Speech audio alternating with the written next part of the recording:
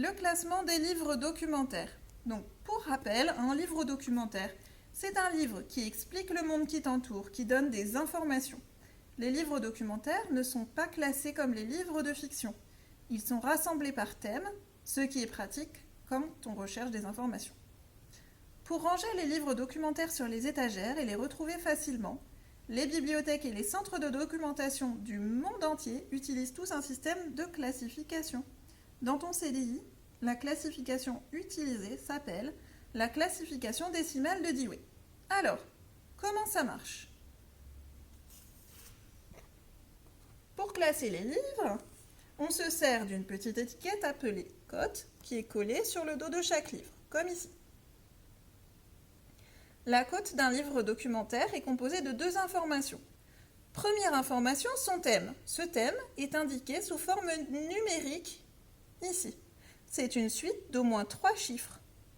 Les livres documentaires sont donc classés par ordre croissant grâce aux nombres décimaux ou non décimaux comme ici, indiqués sur la cote. Ici, on a un livre sur la musique. On a le nombre 780. On sait donc que tous les livres qui vont porter le nombre 780 vont parler de la musique. On en a un autre ici qui porte également le nombre 780, le dico de la musique. Et un dernier ici. Voilà. Le deuxième élément sur la cote du livre,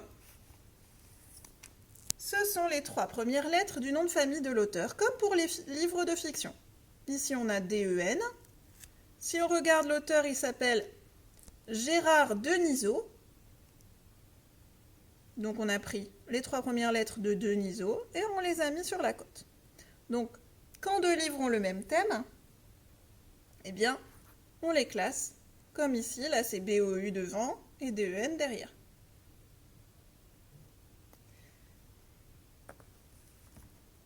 Il existe 10 grands thèmes. On les appelle des classes car ils appartiennent à une classification. Chaque classe est associée à une couleur.